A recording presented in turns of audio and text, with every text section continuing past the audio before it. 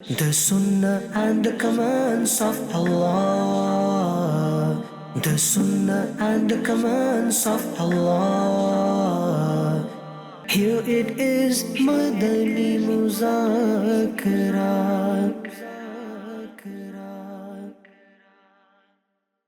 الحمد لله رب العالمين والصلاة والسلام على خاتم النبيين أما بعد وأعوذ بالله من الشيطان الرجيم بسم الله الرحمن الرحيم الصلاة والسلام عليك يا رسول الله وعلى آلك وأصحابك يا حبيب الله الصلاة والسلام عليك يا نبي الله وعلى آلك وأصحابك يا نور الله 1445 ہجری کے شوال شریف کی 5ویں شب ہے. اس مناسبت سے ضیاء درود و سلام پیج نمبر 2 سے فرمان آخری نبی صلی اللہ علیہ وسلم نمبر 5. نماز کے بعد حمد و ثنا و درود پڑھنے والے سے فرمایا دعا مانگ قبول کی جائے گی، سوال کر دیا جائے گا. انہیں اگر نماز کے بعد الحمدللہ رب العالمین والصلاة والسلام علی خاتم النبیین بھی کہا تو یہ سب آ گیا اس میں حمد و ثنا درود. اب دعا مانگیں گے تو بشارتیں قبول کی جائے گی. یہ الفاظ حدیث میں نہیں جو میں نے عرض کی، یہ میں نے جو الفاظ الحمدللہ والے بتائے یہ بھی مطلب یا اور بھی جو بھی صیغے ہوں حمد و ثنا کے درود کے وہ ادا کیے جا سکتے، پھر دعا مانگی جائے. صلو علی الحبیب صلی اللہ علی محمد. میٹھی میٹھی شیخ طریقت امیر اہل سنت یہ ارشاد فرمائیں کہ خود پسندی اور ریاکاری میں کیا فرق ہے اور اس سے کیسے بچا جا سکتا ہے؟ رہنمائی ارشاد فرما دیجئے جزاک اللہ خیر. دونوں میں بہت فرق ہے.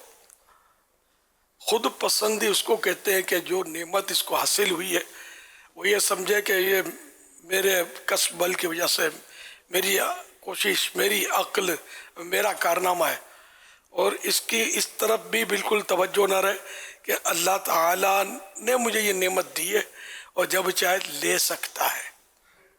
یہ توجہ ہٹا دینا اور اپنا کارنامہ سمجھنا کسی بھی نعمت کو، چاہے وہ عقل ہو، چاہے علم ہو، چاہے اچھی آواز ہو، چاہے کوئی بھی فن جانتا ہو، طاقت ہو، مال ہو، تو یہ اس کو اپنا کمال سمجھنا اور اس کے زوال کی طرف، اس کے ضائع ہونے کی طرف توجہ نہ رکھنا کہ اللہ جب چاہے وہ لے سکتا ہے. یہ خود پسندی کہلاتی ہے، خطرناک ہے. حدیث پاک میں ہے کہ حضرت حسن بن علی رضی اللہ عنہما، امام حسن مولا علی کے شہزادے سے روایت ہے، نبی اکرم صلی اللہ علیہ وآلہ وسلم نے ارشاد فرمایا خود پسندی 70 سال کے عمل کو، 70 سال میں 70 ایئرس کے عمل کو برباد کر دیتی ہے.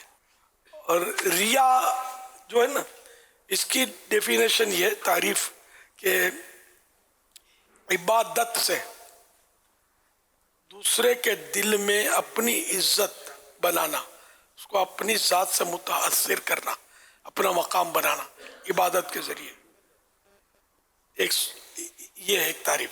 ایک تعریف یہ ہے کہ ساتھ میں یہ بھی ہو تو بھی ریا تو ہے. دوسری صورت ریا کی یہ ہے کہ عبادت کے ذریعے مال حاصل کرنا، یہ بھی ریا ہے اور حرام و جاننے والا کام ہے. اب جیسے کہ امامت ہے تو امامت بھی عبادت ہے، اس کی تنخواہ لیتے ہیں، مال حاصل کرتے ہیں. تو یہ ریا اس لیے نہیں ہے کہ اس کی علماء متاخرین کی طرف سے اس کی اجازت ہے، اس کی واعظ کی اجرت. کیونکہ اگر امامت جو وقت دیتے امام صاحب اگر تنخواہ نہ دی جائے، جو لوگ کہتے ہیں نا صحابہ کرام کے وقت میں نہیں تھا اور اب فلاں عمل کیوں ہے، تو یہ ان کی معلومات کے ڈیٹ کر رہا ہوں. اہل علم میری بات کا انکار نہیں کرے گا، جو نہیں ہو وہ انکار کرے گا، تو اس کو پتہ نہیں ہے. تو چاہے وہ کسی بھی طبقے سے تعلق رکھتا ہے، وہ بالکل یعنی کہ کوئی ثابت نہیں کر سکتا کہ صحابہ کرام تنخواہ لیتے تھے. خالی جشن ولادت ہی سمجھ میں نہیں آتا کہ اس انداز میں جھنڈے نہیں لہرائے جاتے تھے، اب کیوں لہرائے جاتے ہیں، اور 11ویں شریف کیوں منائی جاتی ہے. صرف یہ سمجھ میں نہیں آتا. نوٹ سب کی سمجھ میں آتے ہیں، سبھی تنخواہ لے رہے ہیں.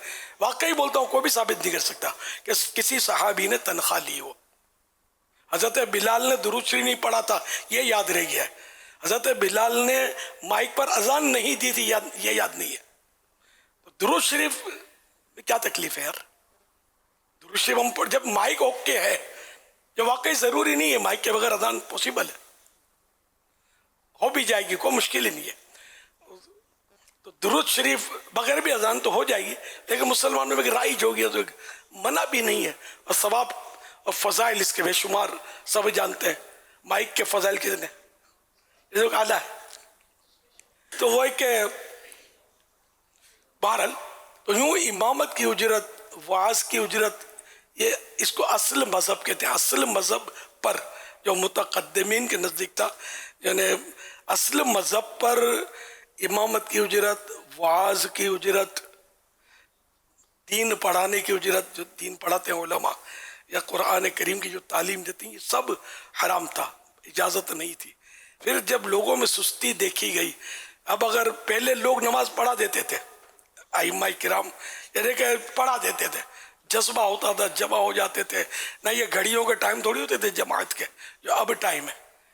ये भी, इसको भी बिदअत ही कहेंगे और गालिबन मुबाह बिदअत ही है, जायज़ बिदअत। अब भी कोई ऐसा माहौल है कहीं और टाइम नहीं रखते जमात का, सब जमा ही हो जाते हैं और जमात कर लेते, तुमको गुनाहगार थोड़ी कहेंगे। खैर, तो यूँ मतलब ये कि ये टाइम रखना भी दौरे सहाबा किराम में इस तरह नहीं था, ये भी ओके हो गया। मेरा जश्न विलादत भी ओके ही ओके, ख्वाजा साहब का उर्स मुबारक भी ओके ही ओके, बुजुर्गान दीन के उर्स ओके। और ये सारे जो मैं ज़िम्नन आपका जहन दे रहा हूँ आपको कि कोई अगर यूँ कभी वसवसा आए या वसवसा डाले तो आपके जहन में आए ये बातें, मेरी बातें। हम जो करते हैं ना, मैंने मिसालें जिनकी दी, ये इन सब की शरीयत में असल मौजूद है और मौके पर वो भी बयान की जाती है। तो अब ये कि लोगों की सुस्ती, अब इमामत की, इमाम को तनख्वाह ना दो तो ये बेचारा नौकरी धंधे के लिए इधर उधर चला जाएगा, पेट भरना है, बाल बच्चों का मसला।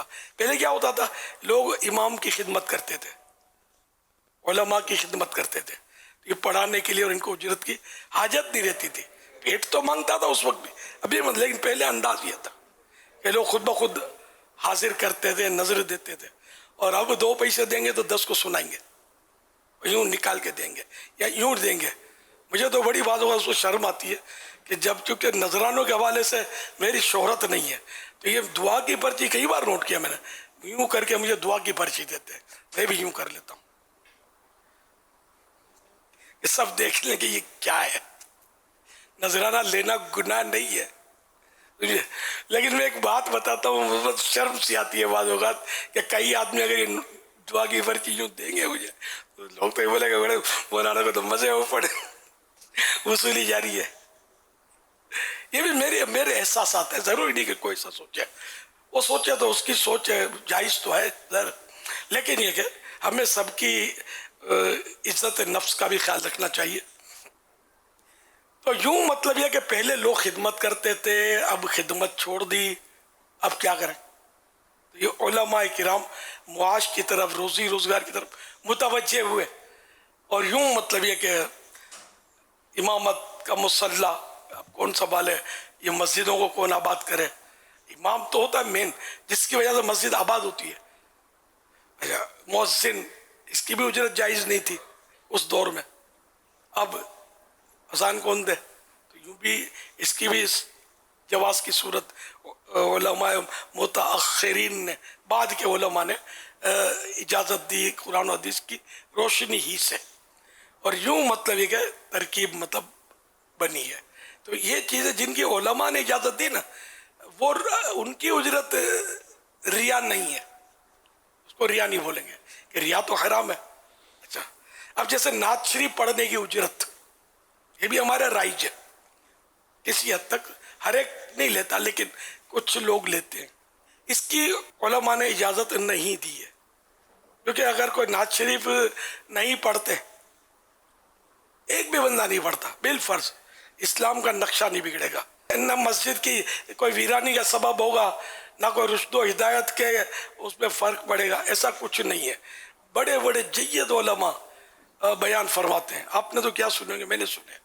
जैसे हज़रत अल्लामा काज़मी शाह साहब रहमतुल्लाह अलैह करीब ज़माना के बहुत बड़े आलिम थे, बहुत बड़े अल्लामा थे, इनके मैंने खिताबात सुने, एक भी शेर नहीं पढ़ते थे। मुझे याद नहीं पड़ता कि हज़रत कोई शेर पढ़ते हों, پڑھتے ہوں گے تو مجھے یاد نہیں ہے، لیکن ان کا آواز کی میں نے تعریف کی نا، شعر یاد نہیں ہے پھر بھی. رشد و ہدایت تو تھی ایسی کہ آدمی ہل جائے. اور اتنے پیارے پیارے ان کے مطلب ہے کہ وہ علمی شگوفے اس میں تھے، علمی مدنی پھول ہوتے تھے، اور ایسا علمی تھا کہ میں نے اس دور میں دیکھا تھا جب دعوت اسلامی یہ تصور نہیں تھا کہ مذہبی لوگ جو داڑھی اور یہ رومال رکھتے تھے، پہلے امامہ اتنا عام نہیں تھا. جیسے یا علماء ہوں گے یا طلباء ہوں گے، وہ حضرت بیان فرماتے تھے تو وہ لکھتے تھے اپنے لیے. جیسے ہمارے لکھنے کا ایک رجحان ہے نا، یہ تو بہت بات کا ہے نا، وہ لکھتے تھے. وہ اتنے مطلب زبردست عالم تھے. میں یہ کہنا چاہتا تھا، شعر نہیں پڑھتے تھے وہ، نہ کبھی میں نے ان کو ترنم سے اشعار پڑھتے زندگی میں سنا، نہ ان کے بارے میں کسی نے بتایا مجھے کہ یہ اس طرح پڑھتے تھے. اگرچہ پڑھتے ہوں لیکن مجھے پتہ نہیں ہے. یوں مطلب اور بھی علماء کے نام اگر غور کریں نا، مفتی وقار الدین صاحب رحمۃ اللہ علیہ ایسا بیان کرتے تھے. میں صحیح بولتا ہوں کہ وہ علمی بیان ہوتا تھا، اور میں ان کی بہت صحبت پائی ہے الحمدللہ، لیکن مجھے یاد نہیں پڑتا کبھی انہوں نے بھی کوئی شعر پڑھا ہو اپنے بیان میں، یا گفتگو میں بھی اشعار کے حوالے دیے ہوں، مجھے یاد نہیں پڑتا. حالانکہ میں نے اگر کہوں کہ ان کے ساتھ 100 بیٹھکیں کی ہیں تو کی ہوں گی. لیکن تو یہ میں آپ کو سمجھانے کے لیے عرض کر رہا ہوں کہ اشعار اگر نہ پڑھے جائیں تو کوئی نظام پر فرق نہیں آئے گا دین کے. تو علماء نے اس کی اجازت نہیں دی ہے، تو یہ بدستور حرام ہے. اور نعت پڑھنے کی کوئی اجرت لے تو یہ ریا میں آ جائے گا. یہ عبادت ہے نعت پڑھنا، اور اس کے لیے مال لینا یہ ریا ہو گیا، یہ حرام ہو گیا. تو یوں مطلب یہ کہ اب ڈائریکٹ ہو یا انڈائریکٹ ہو، اگر کوئی بولتا میں دے نہیں کرتا اور پتہ ہے کہ اس کو ملے گا، دینے والے کو پتہ ہے کہ اس کو دینا ہے، آئندہ نہیں دوں گا تو میری گلی سے نہیں گزرے گا، بالفرض مطلب کوئی ایسا ہے، سب ایسے نہیں ہے، لیکن اگر کوئی ایسا ہے تو پھر وہ اس معاملے میں ریاکار کہلائے گا اگر ہے ایسا. لیکن آپ کسی کو دیکھو تو یہ نہیں کہنا کہ یہ ریاکاری کر رہا ہے، اس لیے کہ اس کے جواز کی صورت ہے کہ کوئی وقت کی اجرت طے کر لیتا ہے کہ مثلا میں 2 گھنٹے، یا کسی محفل والے نے کہا کہ آپ 2 گھنٹے مجھے دے دیں، میں آپ کو اتنی رقم دوں گا، اور یہ طے ہو گیا بھائی 2 گھنٹے یہ رہیں گے، ہم ان کو 5,000 روپے دیں گے مثال کے طور پہ. اب یہ 2 گھنٹے کے لیے آپ کا وقت کا اجارہ ہوا تھا، یہ آ گئے. اب آپ ان کو کہہ دیں کہ آپ نعت شریف پڑھیں، یہ جائز صورت ہے. اجرت، اب یہ اجرت نعت پڑھنے کی نہیں ہے، یہ وقت کی ہے. یہ ہیلا بہت برسوں پہلے نعت خواں اور نذرانہ یہ مکتبۃ المدینہ نے شائع کیا تھا، اور اس سالے میں یہ ہیلا لکھا ہوا ہے، اور بعض نعت خواں پتہ بھی چلا کہ ماشاءاللہ یہ کرتے. میں نے کسی کا کلپ سنا تھا اس پہ سوشل میڈیا پہ، اس نے کہا کہ مطلب میں اس طرح کرتا ہوں، میں اجرت نہیں لیتا، ہیلا کرتا ہوں. اب ضرورت ہے، پیٹ مانگتا ہے سب کا. پھر بھی لوگ تو خیر ایسے کے بارے میں بھی باتیں تو کریں گے، اور لوگ تو کسی کو نہیں چھوڑتے. پہلے لوگ خدمت کرتے تھے، اب میں نے کہا نا خدمت سیٹ اپ دیں گے تو سب کو دکھا کے دیں گے اور سنائیں گے. بعض اوقات سناتے بھی ہیں، بولتے ہیں مولانا حلوہ کھاتا ہے. تیری طرح سود یا رشوت تو نہیں کھاتا یار، حلال حلوہ کھاتا ہے نا، جس کے بارے میں پیارے آقا صلی اللہ علیہ وسلم کا فرمان علی شان موجود، کان النبی صلی اللہ علیہ وآلہ وسلم یحب الحلوہ والعسل، کہ اللہ پاک کے پیارے نبی صلی اللہ علیہ وسلم کو حلوہ اور شہد پسند تھے. تو آقا کی پسند کھاتا ہے، اس پر یار تنقید کرتے ہیں. سچی بات ہے، حلوہ تو سبھی کھاتے ہیں. کوئی ایسا اگر انسان میرے سامنے آپ لے آئے زندگی میں کبھی اس نے حلوہ نہ کھایا ہو تو اپنے بات کریں گے اس سے، لیکن کوئی نہیں لا سکتا. یا تم مطلب حلوے جھپٹو بغیر نکار لیے نگلتے رہو، کبھی مولانا کو دیکھ لو کہ مولانا حلوہ کھاتا ہے تو یار تم مسئلہ تو وہ کیا ہو جاتا ہے یار. ایسا نہیں کرو. کسی پر بے جا تنقید جو اپنی آخرت پر، اپنے آخرت کو داؤ پر لگانے والی بات ہے. مولانا ہم سے اچھا ہے، مسجد تو سنبھالتا ہے، مسجد کی رونق تو ہم تو خالی آستین میں چڑھا کر بھاگ بھاگ کے وضو خانے پر جا رہے ہوتے ہیں. ایک آدھ رکعت ملی تو کیا، نہیں ملی تو کیا. اور یہ ہمارا مولانا یہ مصلی پر ہم سے 5 منٹ پہلے آ کر بیٹھا ہوا ہے، ہمارا انتظار کر رہا ہے، اذان دے کر ہمیں بلا رہا ہے. یار جنازہ ہو جاتا تو ہم کو جنازے کی دعا پڑھنے نہیں آتی. ابو کا جنازہ ہم نہیں پڑھا سکتے، مولانا پڑھائے گا. غسل میت ابو کا جنازہ رکھا ہوا ہے, ہمیں نہیں پتا کہ پہلے ٹانگ دھلانی ہے یا پہلے سر دھلانا, ہمیں کچھ بھی نہیں پتا. یہ مولانا آ کر غسل دے گا. آپ اپنے بول رہے مولانا الوا کھاتا ہے, مولانا ایسا, مولانا ایسا. یار مولانا دنیا اور آخرت میں تمہارا مطلب سردار ہے. یہ مولانا تمہاری اتنی مدد کرتا ہے, تمہارے جنازے بھی یہ پڑھا رہا ہے, تمہیں نمازیں پڑھا رہا ہے, جمعے پڑھا رہا ہے, عید پڑھا رہا ہے, تمہیں واضح و نصیحت کر رہا ہے. یار پھر بھی برا ہے تو برا تمہارا دماغ ہے, مولانا برا نہیں ہے. اپنے دماغ کو اچھا کر لو تو انشاءاللہ سب اچھا نظر آئے گا. صلو علی الحبیب صلی اللہ علی محمد. میرا امیر اہل سنت سے یہ سوال تھا کہ اگر کوئی اپنا فطرہ جو ہے وہ عید پہ نہ دے پائے تو کیا وہ فطرہ اب دے سکتا ہے یا پھر اس کو اگلے سال ہی اپنا فطرہ دینا ہوگا؟ فطرہ عید الفطر کی صبح صادق کے وقت جو صاحب نصاب وہ شرائط پورے اترتے ہوں تو اب فطرہ واجب ہوا اس پر. بہتر یہ کہ عید کی نماز کے لیے جاتے ہوئے دے دے, ایڈوانس میں بھی دے سکتے ہیں. اور اگر نہیں دے پایا, عید کی نماز ہو گئی, تو اب یہ کہ ساری عمر میں جب بھی دے ادائی ادائے, قضا نہیں ہے, لیکن جلدی دے دینا چاہیے. کیونکہ جو فطرہ ادا نہیں کرتا, جس پر واجب ہونے کے باوجود ادا نہیں کرتا, رمضان شریف کے اس کے روزے جو ہے نا وہ زمین و آسمان کے درمیان معلق رہتے ہیں, لٹکے ہوئے رہتے ہیں. جب وہ فطرہ دیتا ہے تو مقام قبولیت پا لیتے ہیں, مقبول کر لیے جاتے ہیں. تو اس لیے سانس بعد میں لے, بندہ فطرہ پہلے ادا کرتا ہے. اگر اپنے روزے تو قبول ہو جائیں ورنہ وہ لٹکے رہیں گے. یہ حدیث پاک کے خلاصے کے طور پر میں نے عرض کیا. صلو علی الحبیب صلی اللہ علیہ وسلم. پیارے امیر اہل سنت، میرا آپ سے سوال ہے کہ نیت ہوتی ہے کہ کھانے میں عیب نہ نکالے، کھانا ہی اچھا نہ بنا ہو تو اب کیا کرنا چاہیے؟ یہی تو ہے کہ اچھا نہیں بنا, اور یہی تو نہیں بولنا. یہاں تو کسوٹی ہے نا, امتحان یہی ہے. اب اچھا ہو, خوشبو آتے ہی منہ میں پانی گرنے لگا, کھاؤں کھاؤں کر کے ٹوٹ پڑے, مزے کو مزہ آ گیا, پیٹ بھر گیا, دل نہیں بھرا, اتنا ٹھاس ٹھاس کے ڈالا, اب ایب لگانے بیٹھیں گے تو کیسے ہوئے گا؟ ایب تو تھا نہیں اس میں, تیکھا بہت ہوا. اب بولا یار اتنی مرچی ڈال دی ہے, بہت تیکھا ہے, یہ ایب لگانا ہوا نا. خیر یہ انداز نہ بھی ہو, لیکن بول دیا کہ یار بہت تیکھا کر دیا ہے, بہت تیکھا ہے.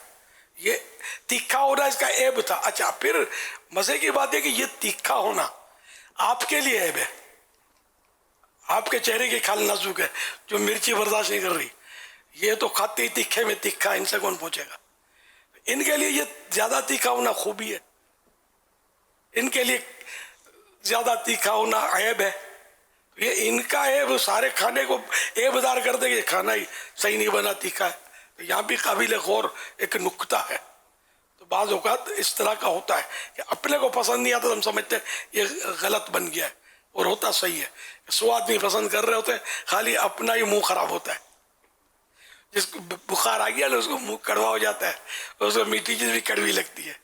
بلکہ ویسے ہی میں آپ کو تجربہ کر لینا, کبھی چائے پیے نا اور اس سے پہلے کوئی میٹھی چیز کھا لے, اب آپ کو چائے کڑوی لگے گی تو آپ بولے کہ چائے کڑوی ہے, چائے کڑوی ہے. ارے میاں چائے کڑوی نہیں ہے, چائے میٹھی ہے, جناب کا منہ کڑوا ہے. جیسے حلوہ میٹھا ہے, جشن ولادت کی ریاض شیرینی سب میٹھی میٹھی ہے نا, گوشت پاک کے عیسیٰ علیہ السلام کے لڈو میٹھے میٹھے. اب کسی کا اگر منہ کڑوا ہو اور بولے یہ کڑوا ہے, آپ نے بولیں گے تمہارا منہ کڑوا ہے, یہ تو میٹھا میٹھا ہے. ہمارے ایمان میں میٹھا کر دے گا, ایسا میٹھا ہے. صلو علی الحبیب صلی اللہ علی محمد. امام اہل سنت امام احمد رضا خان رحمۃ اللہ علیہ فرماتے ہیں, فتح رضویہ جلد 21 میں, کھانے میں عیب نکالنا اپنے گھر پر بھی نہ چاہیے, مکروہ ہو, خلاف سنت ہے. گھر میں بھی خلاف سنت ہے عیب نکالنا. عادت کریمہ یہ سرکار صلی اللہ علیہ وسلم کی مبارک عادت یہ تھی کہ پسند آیا تو تناول فرمایا, یعنی کھایا, ورنہ نہیں.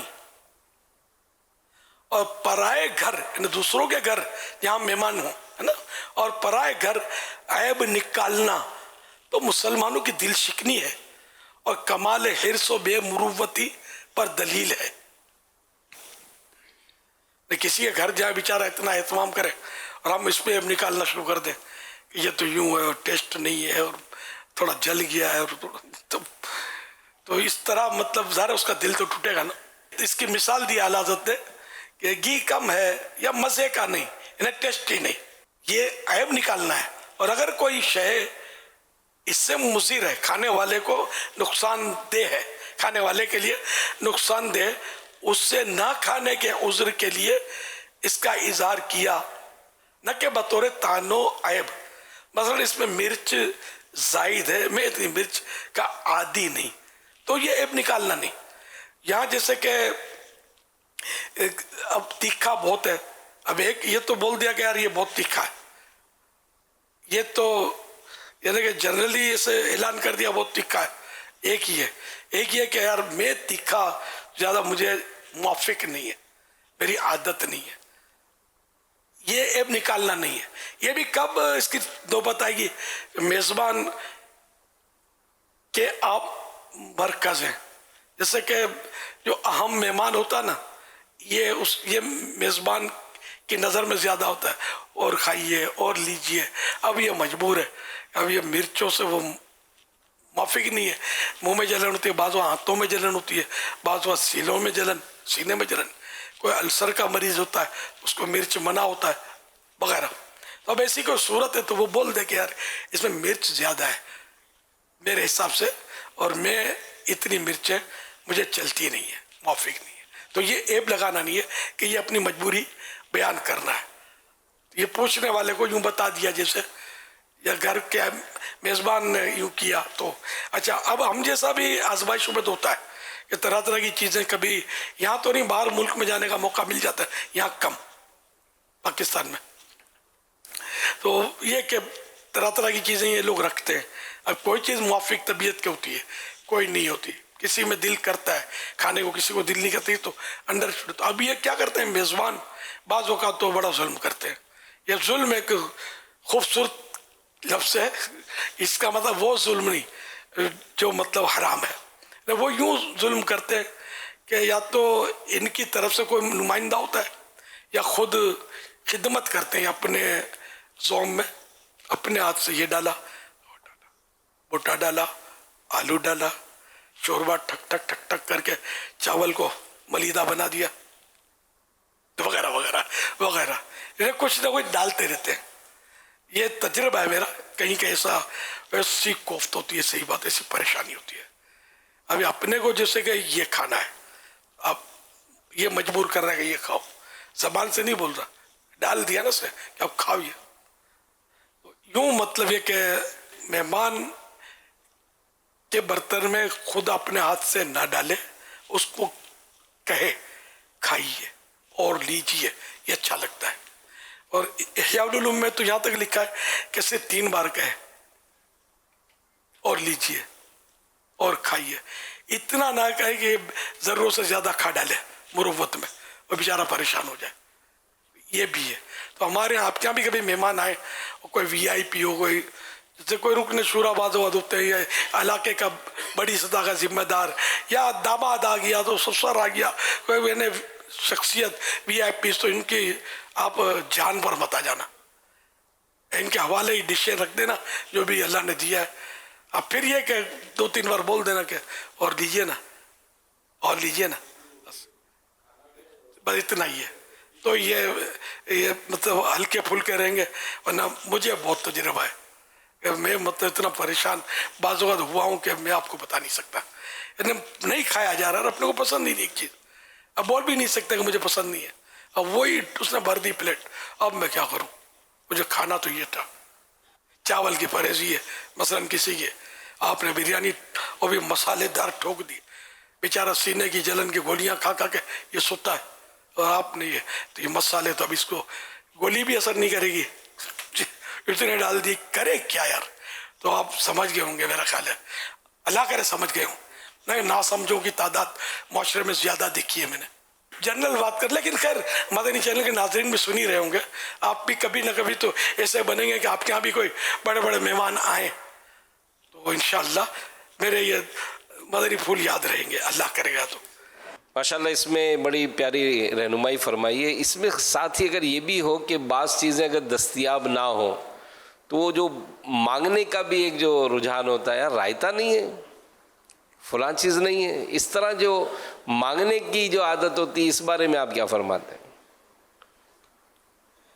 ذرا بالکل نامناسب.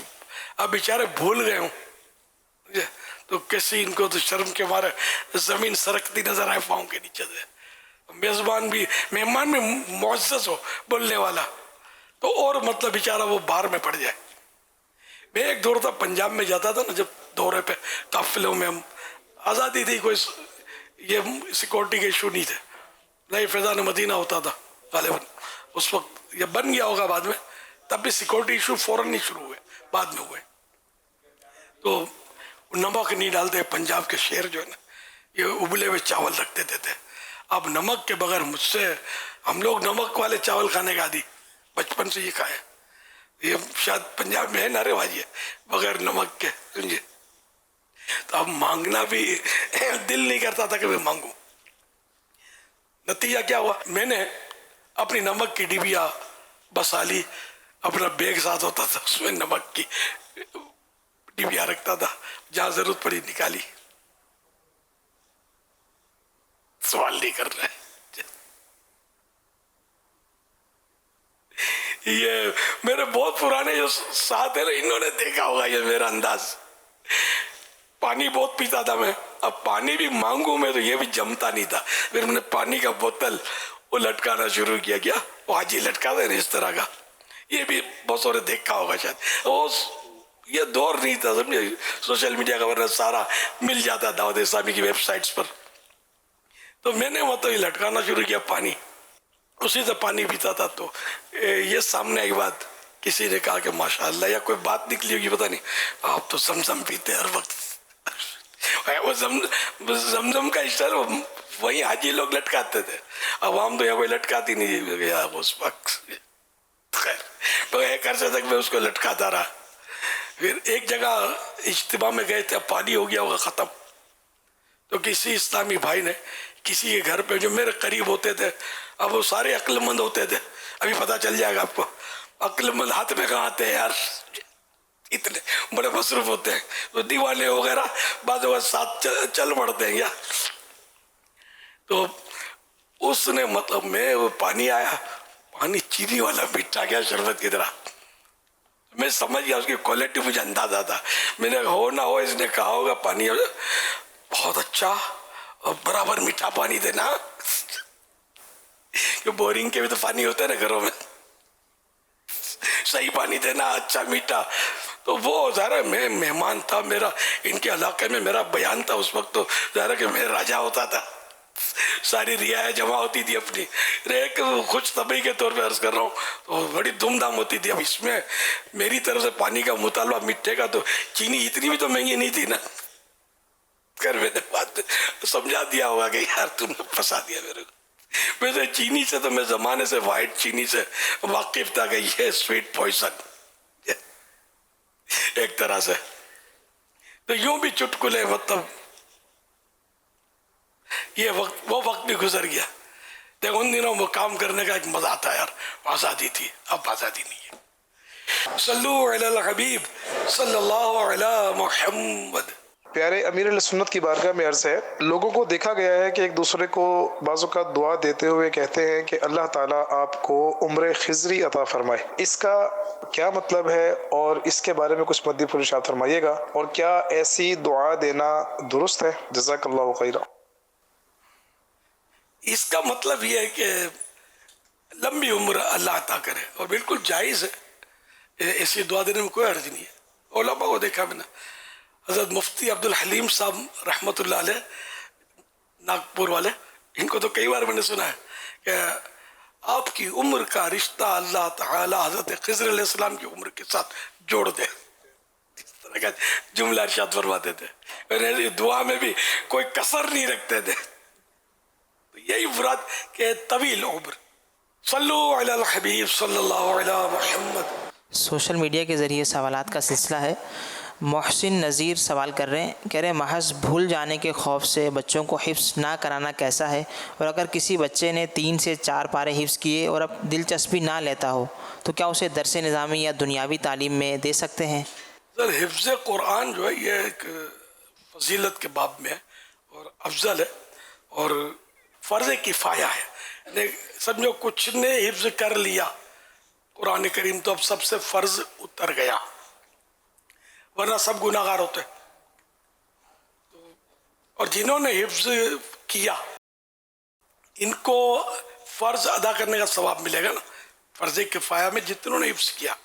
اور یہ عام جو فرض ہوتے ہیں اسی کیٹیگری کے سمجھو، ان میں اس کی فضیلت زیادہ ہوتی ہے کہ یہ دوسروں کے گناہگار نہ ہونے پر یہ مدد کر رہے ہوتے ہیں. اگر ہم بھی نہیں کریں گے، کوئی نہیں کرے گا تو یہ سب گناہگار ہو جائیں گے. تو یہ دوسروں کے گناہوں سے بچنے کا سبب ہوتے ہیں، اس لیے یہ ایک افضل فعل ان معنوں کر بھی کر رہے ہیں جو حفظ قرآن کر رہے ہیں. اچھا پھر یہ کہ حافظ قرآن کے اور اپنے فضائل ہیں، تو اس سے حفظ تو کروانا چاہیے، جس سے بن پڑے وہ 1000 کام چھوڑ کر اپنے بچے کو حفظ کروائے. خود اگر کرنا چاہے تو خود بھی کرے. اب میرا حافظہ نہیں ہے میں کیسے کروں گا، کوشش کرنے کا پھر بھی ثواب ملے گا. اور ایسا بھی نہیں ہے بڑی عمر میں اگرچہ کم ہے چانس کہ حفظ ہو جائے، ٹینشن بہت ہوتے ہیں. تاہم یہ کہ اس طرح کے لوگ بھی اکا دکا معاشرے میں مل جائیں گے آپ کو جو کہیں گے ہم نے اتنی عمر میں جا کے حفظ کیا ہے. میں نے بھی دیکھا ہے کہ کئی بعض لوگ کر لیتے ہیں، کبھی حافظہ ہوتا ہے بعضوں کا، تو حفظ کرنا چاہیے. اچھا اب اگر بچہ کر ہی نہیں رہا یا ویسے ہی کسی نے اٹھا لیا حفظ کرنے سے اس کو اور وہ فرض کفایہ والی صورت پوری ہو رہی ہے تو گناہگار نہیں کہیں گے اس کو. ایک سعادت سے اس نے خود کو بھی اور اپنے بچے کو بھی محروم کیا، یہ تو کہا جائے گا نا. قرآن کریم کے تعلق سے یہ ہے کہ بہار شریف میں لکھا قرآن پاک کی ایک آیت حفظ کرنا یعنی یاد کرنا ہر مکلف مسلمان پر فرض عین ہے. مکلف وہ جس پر شریعت کی پابندیاں عائد ہیں، اب مرد ہو یا عورت ہو، ہے نا. جیسے عاقل، بالغ وغیرہ میں جو مطلب مکلف ہے جس پر شریعت کی پابندیاں عائد ہیں، تو خاص کر یہی ہے عاقل بالغ. عاقل مانے عقل جس کی سلامت ہے، یوں تو نام بھی عاقل ہوتا ہے، بھلے بدھو بٹا بدھو نام عاقل ہوتا ہے. یہ سب نہیں ہوتے ویسے کہ بعض اوقات ٹھکانہ ہوتا نہیں ہے. اب علاقے کے چھٹے ہوئے بدماش کو نام پوچھو، شریف. شریف کا یار سارے شرفا گلیاں بدل دیں تم کو دیکھ کر اور تم بن بیٹھے ہو شریف. تو ہمارے نام تو یہ اٹھتے ہیں، یہ نام یہ اٹھتے ہیں. تو اس میں با مسمہ یہ لفظ سنا ہوگا آپ نے اس میں با مسمہ یعنی ایسا شخص کہ جو اپنے نام کے مطابق ہو. تو ایسے لوگوں کی کمی ہے کہ نام بھی شریف ہو اور اس کی شرافت کے بھی ڈنکے بجتے ہو. اللہ میں واقعی شریف بن جائے، ایسا کر دے. تو قرآن پاک کی ایک آیت حفظ کرنا ہر مکلف مسلمان پر جس پر شریعت کی پابندیاں عائد ہیں اس پر فرض عین ہے. یعنی اس پر اسی پر فرض ہے، کفایہ نہیں ہے کوئی کر لے تو فرض ادا ہو گیا، اس پر فرض عین ہے. اور پورا قرآن مجید حفظ کرنا فرض کفایہ ہے، کوئی جس کا تذکرہ ہو چکا.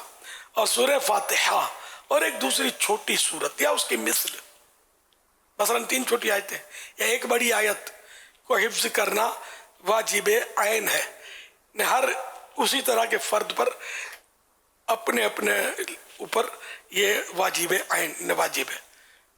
ایک آیت کا بس کم فرض ہے نا نماز میں، یہ جس پر نماز فرض ہے اس کے لیے یہ فرض عین ہے کہ آیت ایک یاد ہو. اس پر خود سورت اور آیت کا جو میں نے تفصیل بیان کی وہ واجب عین. باقی درس نظامی کے لیے بٹھا دینا یہ بھی سعادت کی بات ہے. اور عالم ہونا یہ حافظ ہونے سے افضل ہے، یہ بھی ذہن میں رہے. لیکن اگر حافظ بھی ہے اور عالم بھی ہے تو فائدہ زیادہ ہے، اس کو اپنے پڑھنے میں بھی آسانیاں رہیں گی کہ جو ان کو اسباق پڑھے جاتے ہیں.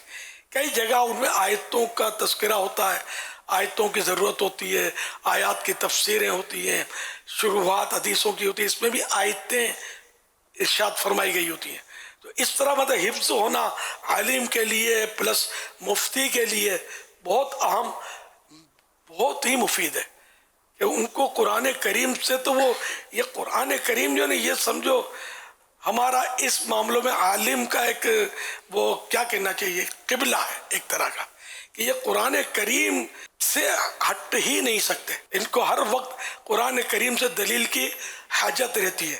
ان معنوں کا قبلہ, نماز کا قبلہ تو کعبہ شریف ہے, حقیقت میں سجدہ کعبے کو نہیں ہے, یہ دھیان رکھنا. کیا دیواروں کو ہے؟ نہیں, سجدہ اللہ کو ہے.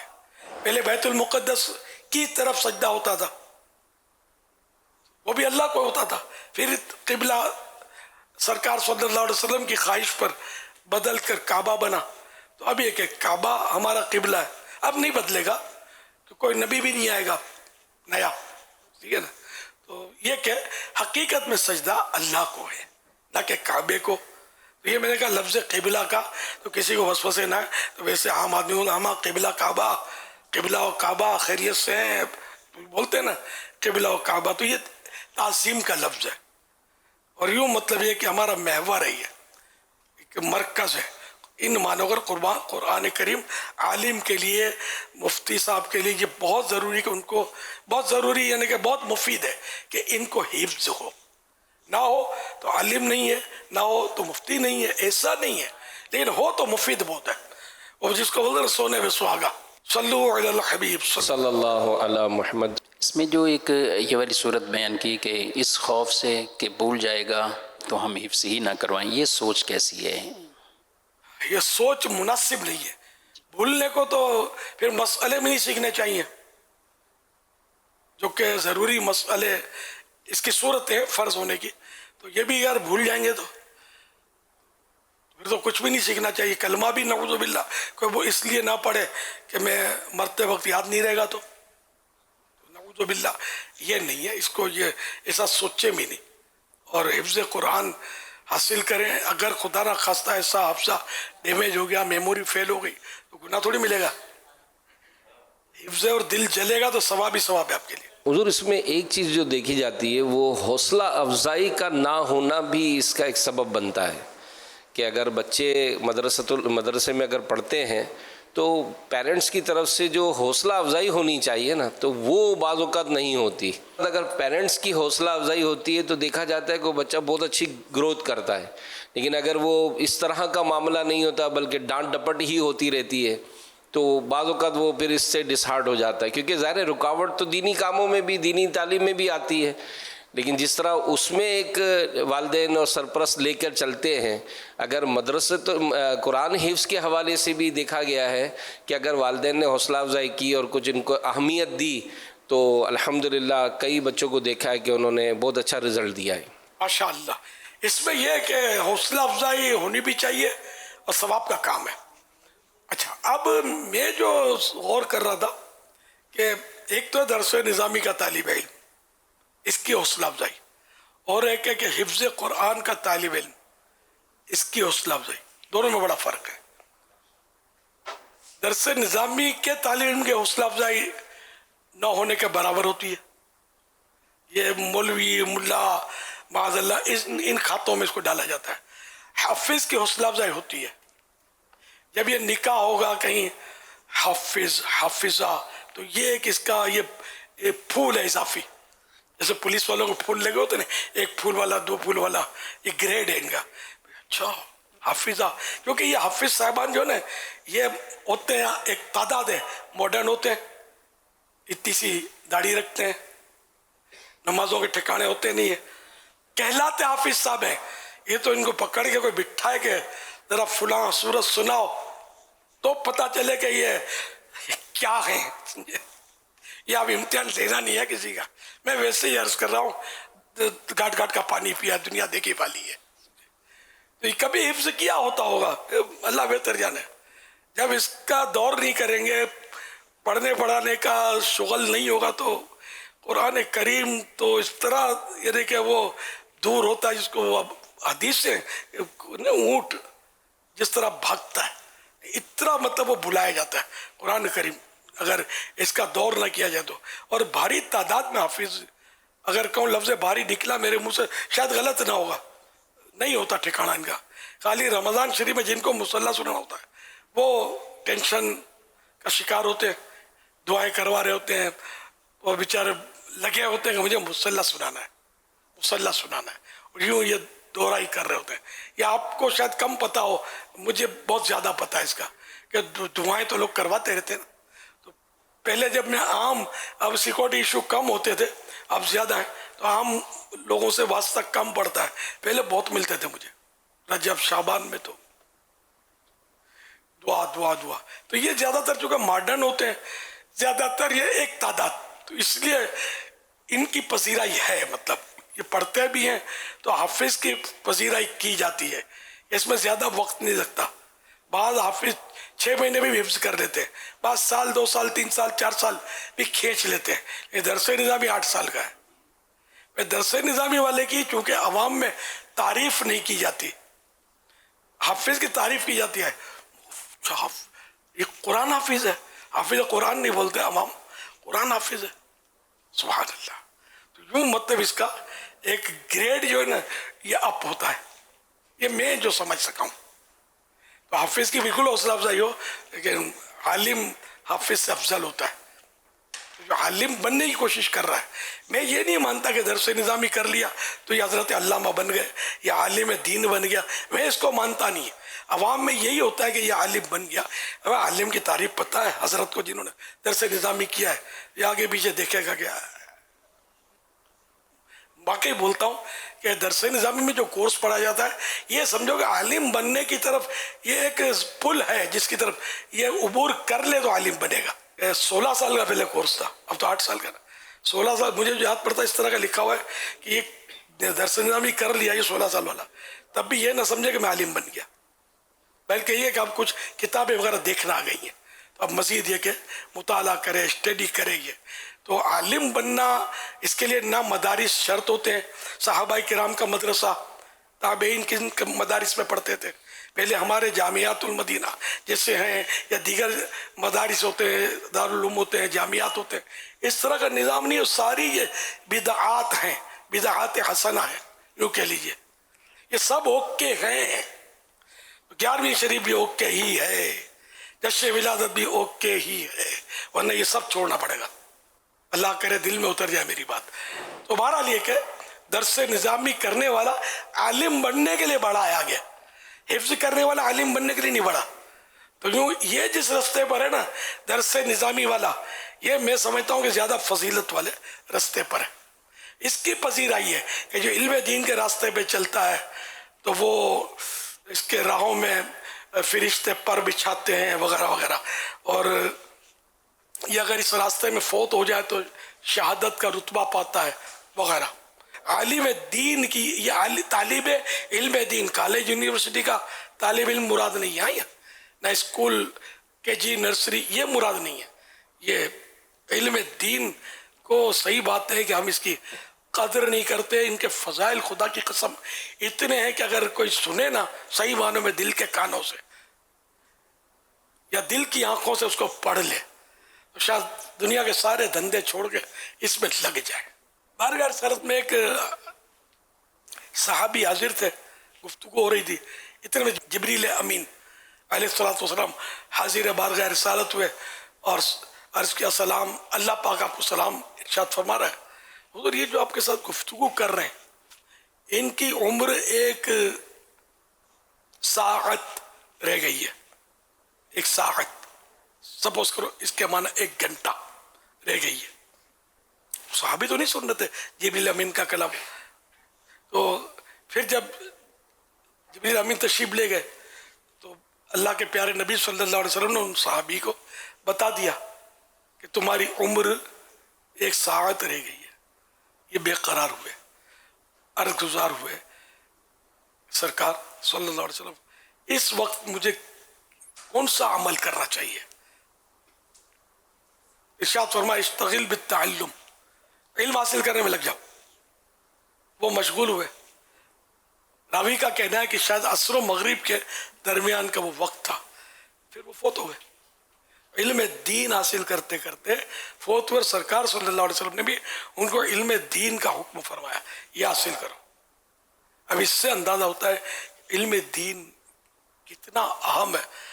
हमारे तलबा किराम पढ़ते हैं, यकीन माने खुश नसीब है, मैंने बारहा तलबा किराम के वसीले से दुआएं मांगता हूँ, बारहा कभी याद आ जाता है, अब भी दुआ करता हूँ, या अल्लाह तालिब इल्म दीन, तलबा इल्म दीन के सदके मेरी बेहिसाब मगफिरत कर। ये बहुत मतलब खुश नसीब तबका, और समझो कि बड़े बड़े आबिदीन जाहिदीन से अगर कहूँ तो ये तबका किसी तरह कम नहीं है, इल्म दीन हासिल कर रहा है। इसके लिए रात दिन झुका हुआ है किताबों पर। इनकी कदर करनी चाहिए, इनका एहतराम करना चाहिए, और इनसे सही बात है दुआएं करवानी चाहिए। ये इतना मुक़द्दस तबका है। अब इनमें भी कैटेगरीज मिलेंगी, समझे। तो जो अल्लाह के लिए ये काम कर रहा है, ज़ाहिर फजीलत उसी की होती है जो अल्लाह के लिए काम कर रहा है, जो अपने नामो नमूद के लिए या किसी और ज़ाती मफाद के लिए कर रहा होता है, वो मुराद नहीं होता। हम तो उस नज़र नहीं रखेंगे ज़ाहिर है कि अल्लाह के लिए इल्म दीन हासिल कर रहे हैं। हम हमारे पास कौन सी स्कैनिंग मशीन है और कौन सी शरीयत ने इजाज़त दी है या हमारी ड्यूटी लगाई है कि हम चेक करें कि कोई अल्लाह के लिए कर रहा है और कोई मफाद के लिए या अपने नफ्स के लिए कर रहा है। हम तो उस नज़र रखेंगे। ज़ुन्नुल मुमिनीन खैरा, मोमिनों के बारे में, मुसलमानों के बारे में अच्छा गुमान, अच्छा ख्याल रखो। सल्लु अलल हबीब सल्लल्लाहु अलैहि मुहम्मद। मेरा अमीर अहले सुन्नत की बारगाह में सवाल अर्ज़ है कि डॉक्टरी की एक फील्ड है डॉक्टर ऑफ फिजियोथेरापी, जिसे हम फिजियोथेरापिस्ट भी कहते हैं। क्या इस शोबे में काम करना जायज़ है और इस शोबे में क्या क्या एहतियातें करनी चाहिए? और नेज़ आपका किसी फिजियोथेरापिस्ट के साथ कोई वाक़या या कोई ज़िंदगी में तजर्बा रहा हो तो वो भी हमारे साथ शेयर कर दें। जज़ाकल्लाहु खैरा। ये तिब का एक शोबा है, मतलब मेडिकल, जैसे वो एलोपैथिक, होम्योपैथिक वगैरह वगैरह ये होते हैं। इसमें ये फिजियोथेरापी गालिबन इनसे मिलता जुलता, लेकिन इनके पास शायद दवाएं नहीं होती। ये फिजिकली मतलब वो समझो ये एक्सरसाइज करवाते हैं। अब इसमें इसके जायज़ होने में तो ज़ाहिर कोई कलाम नहीं है, लेकिन इनमें जायज़ तरीके पर करना सीखना ये कुछ समझ नहीं आ रही कि शायद दुश्वार होगा कि बदन के वो हिस्से जिनको छुपाना फ़र्ज़ है, इनकी भी वर्जिशें, फिर ये लोग औरतों की भी हो सकता है वर्जिशें जाके करवाते होंगे। ये मतलब होम सर्विस वाले होते हैं, आमतौर पे घरों पे जाते हैं और इनके अपने चार्जेस होते हैं। तो ये तो मेरा वास्ता तो पड़ा है, फिजियोथेरापी मैंने की भी है कुछ ना कुछ, इसके फ़वाइद का भी इनकार नहीं है। तो वाकई फ़ायदा भी होता था, मैंने किया भी। लेकिन सुस्ती बहुत होती है, टाइम भी लगता है, सुस्ती भी होती है। तो यूँ फिर आदत है ये फिजियोथेरापी छोड़ दिया। अब कभी कभी कुछ ना कुछ इसके आइटम में कर लेता हूँ, इस तरह के फिजियोथेरापिस्ट के यूँ करना और यूँ करना और ये चलते चलते हिलाते रहना। तो ये इनको यानी मूवमेंट मिलनी चाहिए। हमारे जोड़ जो है ना, अगर मूवमेंट नहीं मिलेगी ना तो ये जाम हो जाएगा। जैसे अब आप करते हैं कंप्यूटर पर काम, ये इधर उधर दर्द, तो थोड़ा रिलैक्स मिल जाए। गालिबन आधे घंटे से ज़्यादा एक निश्वास पर नहीं रहना चाहिए। कोई चल फिर ले, कोई उठ जाए, कोई हिल ले, कोई जुड़ ले, कोई करवट बदल ले, पहलू बदल ले, पाँव बदल ले, कुछ ना कुछ करता रहे।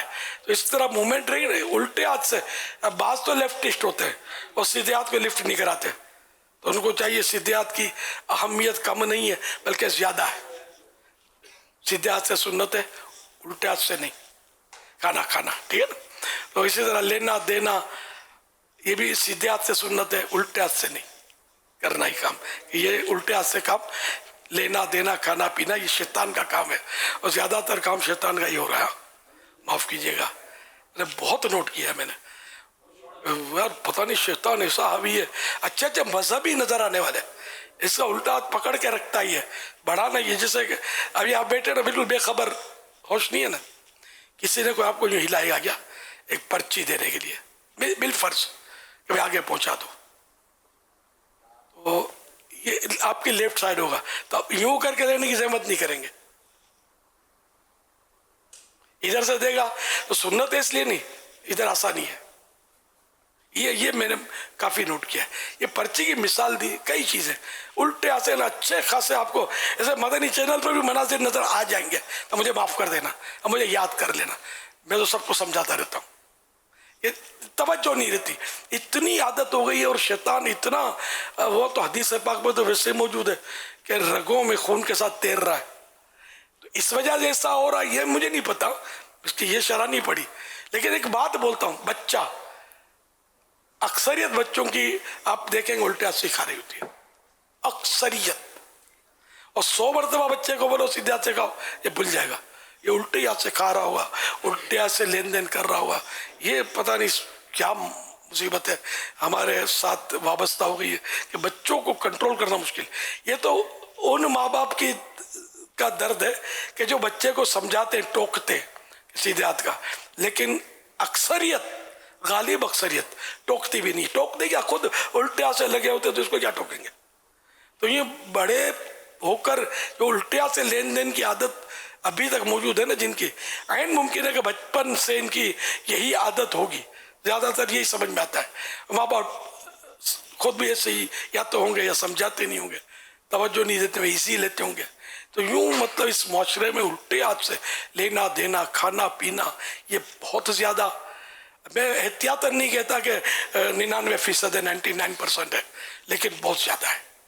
کھانا کھاتے کھاتے پانی الٹے ہاتھ سے پی لیں گے.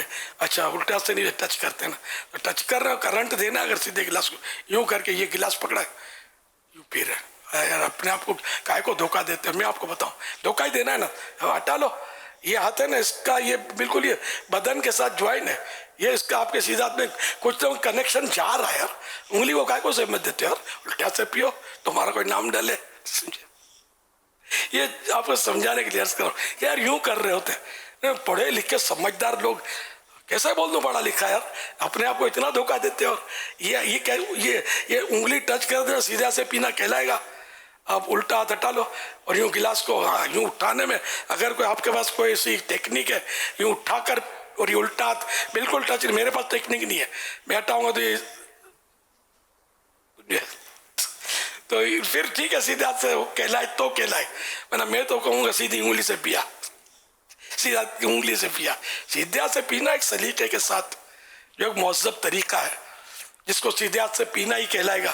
کہ الٹے ہاتھ کا اس میں کوئی عمل دخل نہیں ہے, یوں نہیں کرتے. کھانا کھا رہے, دسترخوان میں گرے ہوئے دانے اٹھا کر کھانے کا کسی کو اگر ذہن دیا بھی تو الٹے ہاتھ سے کھائیں گے.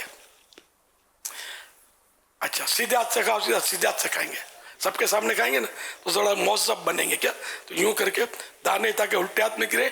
اور یعنی تہذیب, یہ شیطانی تہذیب کہاں سے اٹھا لائے یار, یہاں تک تو تہذیب تھی آپ کی, یہ کیا ہو گیا, منہ الٹا سے پھانک لیتے, یہ بھی تعداد ہے. اچھا پھر ستم والا ہے, ستم یہ کہ ایک بار دو بار سمجھانے سے بھی یہ عادتیں جاتی نہیں ہے, ایزی لیتے ہیں اس کو, سنی انسنی کر دیتے ہیں.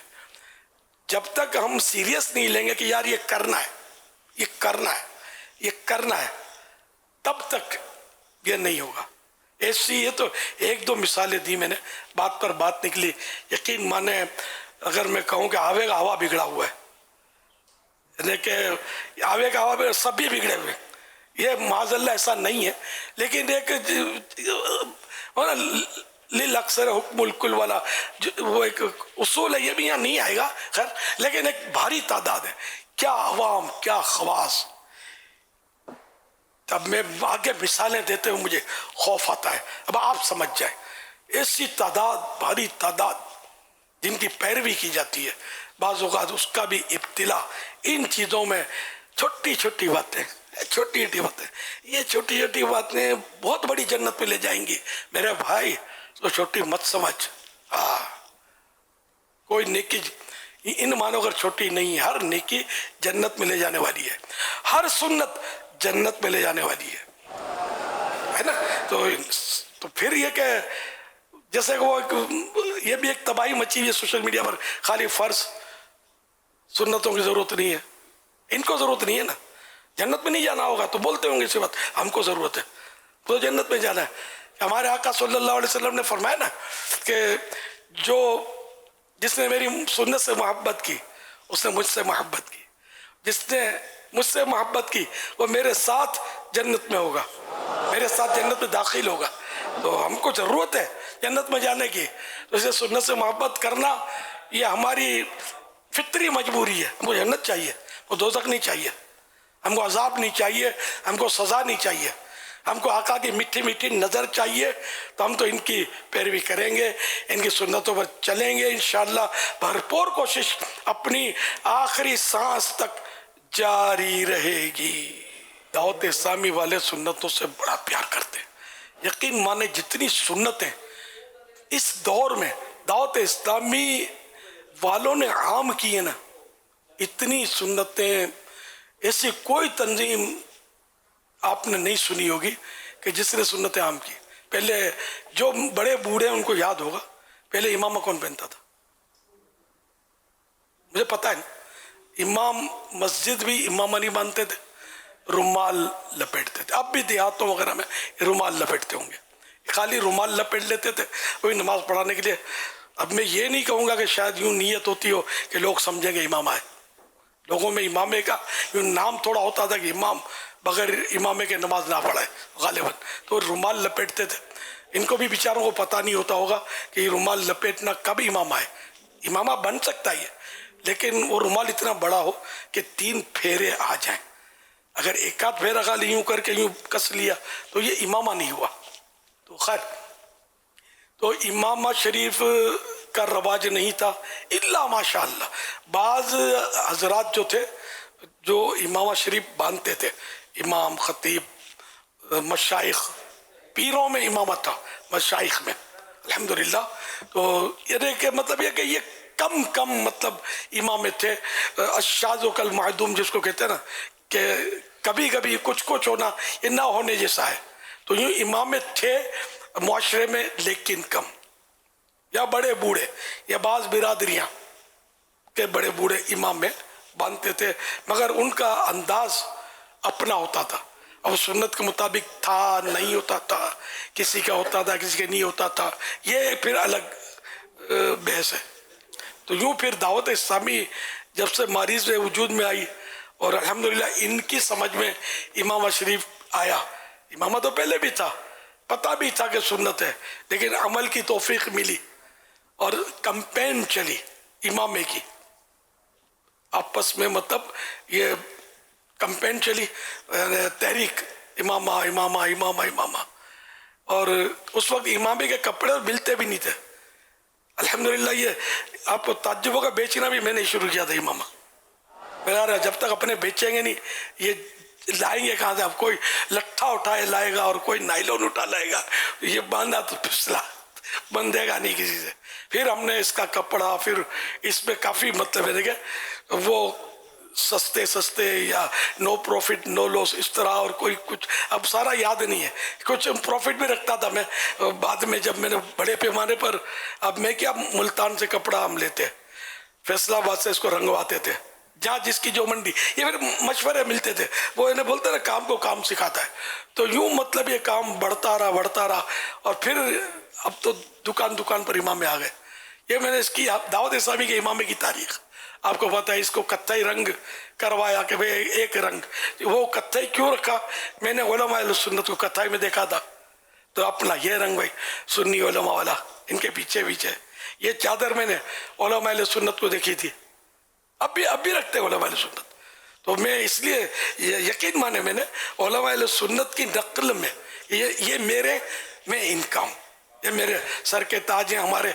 ये जो बोलो आका मौला अल्लाह की रहमत से हमारे सरदार तो हमारे उलमा अहले सुन्नत हैं। मैं हूँ तो सुन्नी, मैं मतलब मुनाफकत करता भी नहीं, अपने को छुपाता भी नहीं। अल्हम्दुलिल्लाह मैं सुन्नी हूँ, मैं हूँ सुन्नी, रहूँ सुन्नी, मरो सुन्नी, मदीने में बक़ीए पाक में बन जाए तुरबत या रसूल अल्लाह सल्लल्लाहु अलैहि वसल्लम। तो उलमा अहले सुन्नत की नकल में मैंने ये कत्थई और ये रखा। फिर कत्थई पर लोग बातें बहुत करने लगे। पंजाब की तरफ निकला ना तो वहाँ पीर खाने वगैरह हो सकता है ज़्यादा हों, तो बोले कत्थई कहाँ लिखा है सुन्नत है। रंग जो भी हो मना रंग ना हो। तो इमामत तो सुन्नत है ना, वो नहीं कोई भाषा नहीं समझते थे, बस खाली बस एतराज़ करते, चिट्ठियाँ भेजते थे। फिर वो हर एक की कोई दलील मिली सब्ज़ की, तो फिर वो मैंने सब्ज़ इमाम अपनाया। तो अल्हम्दुलिल्लाह वो देखते ही देखते ये आम हो गया। ये आम होने की भी तारीख अजीब है, शायद कभी बताया तो होगा मैंने, ककरी ग्राउंड में इज्तिमा होता था सालाना उन दिनों, गालिबन ककरी ग्राउंड का ही वाक़या है। तो मैंने अपने जो कथई इमामे थे उनको रंगवा दिया, सब्ज रंग काट करवा के, तो वो ज़ाया हो गए, तकरीबन ज़ाया हो गए, पटा गए, न कोई परवाह नहीं। अब अपने वो तंजीम तो सब्ज आपस में दोस्तों में तय हो गया, शूरा तो थी नहीं उस वक्त, फिर सब्ज कर लेते हैं, चलो ठीक है। कोई हाँ कहता था, कोई ना कहता था, तो मैं बहरहाल ये क्या डटा रहा, मैंने कहा सब्ज कर देते, देखो मजाक उड़ेगा, ये होगा वो होगा, यार इंशाल्लाह कुछ नहीं होगा। लोगों के हाथ में सब कमजोर है यार। 10 रंग बदली करो ना, 10 रंग बदली किए ही ना, थोड़ा थोड़ा वो करते हैं। सही बात, झंडा अपनी अल्हम्दुलिल्लाह अपना जश्न विलादत का मकसूद झंडा है ना, मदनी झंडा। एतराज़ात हुए, मेरे से सवाल जवाब हुए, ये मजहबी लोगों के, समझे। मैं जवाब देता था, मेरा कुछ होता था कि ये सब ये लगाएंगे क्या, अभी खाली बोलते नया नया ना। आप देखो बाजार में सब यही तो मिल रहे हैं, मदनी झंडे। दावत इस्लामी का सिक्का चलता है अल्हम्दुलिल्लाह, अल्लाह की रहमत से। खैर, तो वो मतलब मैंने सब्ज़ इमामा बांध के मैं मंच पे बैठ गया ककरी ग्राउंड के इज्तिमा में, बोला कुछ भी नहीं, और वो लग गया अपना स्टॉल, बस्ता सब्ज़ इमाम होगा। तो बस वो दबादब लोगों ने ख़रीदना शुरू किया, और ऐलान नहीं किया मैंने ख़रीदो, मैंने कहा आज से ये दावत इस्लामी का सब्ज़ इमामा है। अब पहले शुरा तो ठीक नहीं था, माँ बाप तो मैं ही मतलब बैठ के बात करता था, वो अपना सब्ज़ इमामा है। अल्लाह की रहमत से, अल्लाह की रहमत से एक ने भी इख्तिलाफ किया हो मेरे सामने है नहीं मिसाल। वो सब्ज़ इमामा हो गया, और दुनिया में एक दावत इस्लामी का रौब पड़ गया। बोला यार ये इतनी आवाज़ में असर, ये बोल दे तो खलास सारी दुनिया एक तरफ हो जाती है। इनकी दावत इस्लामी की कि कोई इनमें इख्तिलाफ नहीं है। अल्लाह की रहमत से आज भी इख्तिलाफ इन मानो करनी है कि हमारी शूरा जो है ना, ये दावत इस्लामी की मरकजी मजलिस के शूरा के टोटल अराकीन निगरान शूरा समेत 28 यानी 28 हैं। मैंने कभी इनको लड़ते नहीं देखा है, अभी भी नहीं। इतने मजबूत है, वरना ये 4 बेटे माँ बाप को नाकों चने चमवाते, परेशान कर देते, ये सुखड़े नहीं रहते। छोटी छोटी तंजीमों में लड़ाइयाँ होती हैं, अंजुमनें बनती हैं, बिगड़ती हैं, लड़ते हैं, एक दूसरे के खिलाफ हो जाते हैं, नहीं होना चाहिए लेकिन करते हैं। अल्हम्दुलिल्लाह सुम्मा अल्हम्दुलिल्लाह, दावत इस्लामी का मरकज़ मजबूत है। जो नीचे लड़ाइयाँ होना, बच्चे लड़े, वो अपनी जगह पर, लेकिन दावत इस्लामी का मरकज़ जो है, इसको आप नहीं देखेंगे कभी इसमें लड़ाई हो। अब मेरी उम्र आपके सामने है, 77 में लगा, अगर वो पासपोर्ट की तारीख दुरुस्त है तो हिजरी सन के हिसाब से।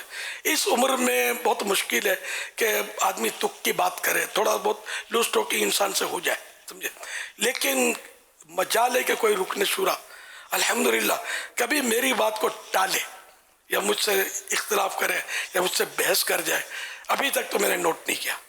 ये अल्लाह की रहमत दावत इस्लामी पर सरकार का करम नहीं है तो क्या है, क्या है। वाकई बोलता हूँ सरकार का करम है कि हमारी शूरा लड़ती नहीं आपस में, इनमें कोई लड़ाई नहीं, कोई झगड़े नहीं, पीछे से भी एक दूसरे की काट करना और ग़ीबतें और ये मसले आप नहीं देखेंगे इंशाअल्लाह। बड़े प्यार मोहब्बत से ये लोग रहते हैं। समझिए ये शूरा जो है ना, ये एक तरह से मेरा ख़ानदान है, मेरी फैमिली है ये। यहाँ तक कि मैंने अपनी औलाद को इनके सिपुर्द किया हुआ है। ये तो कई बार मैंने ऐलान किया कि मेरी औलाद जो है खुद मुख्तार नहीं है, हमारी दावत इस्लामी मौरूसी नहीं है कि विरसे में इसको क्यों मिलेगी, मेरे बेटे को नहीं मिलेगी तो इनको भाई को क्यों मिलेगी। हमारा ये नहीं है, जो काम करे उसको दुआ से सलाम है। दावत इस्लामी जो दावत इस्लामी काम करे खुश दिली के साथ, इखलास के साथ, उसी की है।